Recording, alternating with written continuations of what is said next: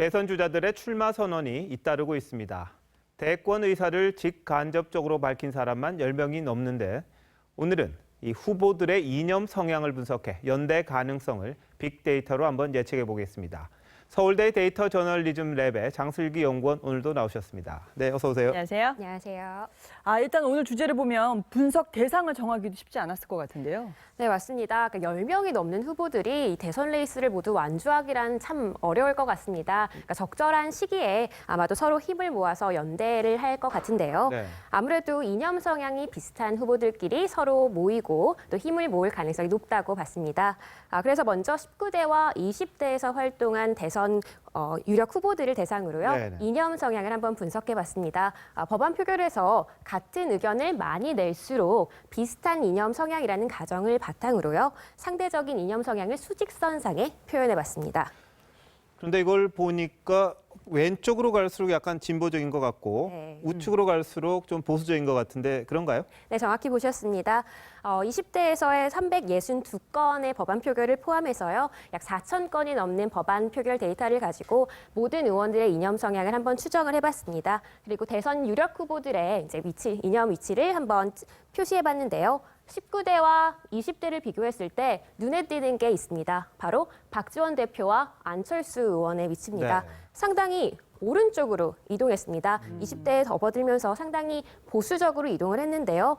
이 위치가 절대적인 진보와 보수를 나타내는 건 아닐 겁니다. 네. 하지만 상대적인 위치는 객관적으로 볼 수 있습니다. 그러니까 여기서 유승민 의원을 딱 기준으로 본다면 박지원 의원과 안철수 의원이 19대 때는 진보적인 성향이었는데 20대 때는 유승민 의원보다 보수적인 성향으로 지금 바뀐 거네요. 맞습니다. 유승민 의원보다도 보수적으로 변했다는 게 참 흥미로운 부분인데요. 네. 그러니까 우리 양극단 빼고 제3지대에서 모이자라는 게 이제 빅텐트론 아니겠습니까? 그러니까 이 논의에서 국민의당이 중요한 한 축이기도 하고요. 네. 그래서 이러한 박지원 대표와 안철수 의원의 성향 변화는요, 빅텐트론이 이제 탄력을 받는 이유기도 하고 또 어디에 털을 잡을지를 보여주는 근거가 될 수도 있을 것 같습니다. 네.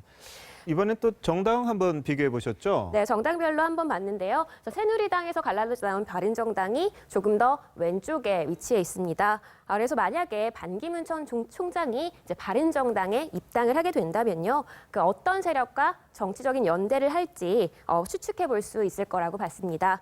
좀 더 자세히 계파별로 한번 보겠습니다.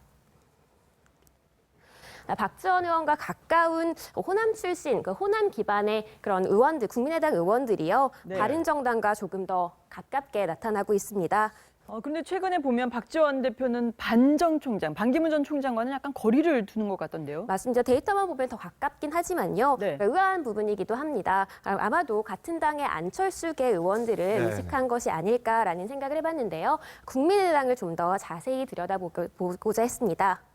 그래서 지금 데이터를 보시면요. 안철수 전 대표가 영입한 인물들이라고 알려진 의원들이 심지어 더불어민주당보다도 더 진보적인 성향을 보이는 것을 보실 수 있습니다. 그러니까 김성식, 최입의 이상돈 의원 같은 예. 경우는 네네. 이제 안철수계 의원으로 분류가 되는데 상당히 진보적이죠. 그렇네요. 네, 바른정당과의 거리는 좀 더 멀어지는 겁니다. 그렇기 때문에 바른정당과 국민의당이 빅텐트 안에서 함께 하기 위해서는 이제 안철수계 의원들까지 함께 포괄할 수 있는 더 크고 튼튼한 텐트가 필요할 것으로 보입니다. 근데 좀 더 크게 보면 민주당 내 비문 세력까지 이게 빅텐트에 들어올 수 있느냐 이것도 하나의 관점인 것 같은데 어떠십니까? 데이터만 봐서는 사실 가능성이 상당히 낮아 보입니다.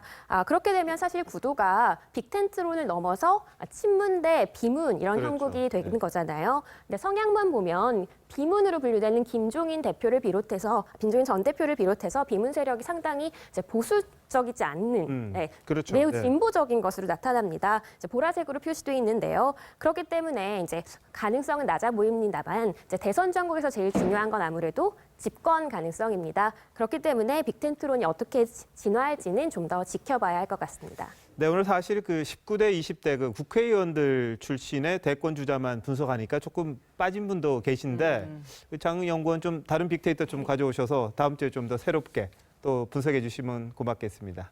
네, 고맙습니다. 감사합니다.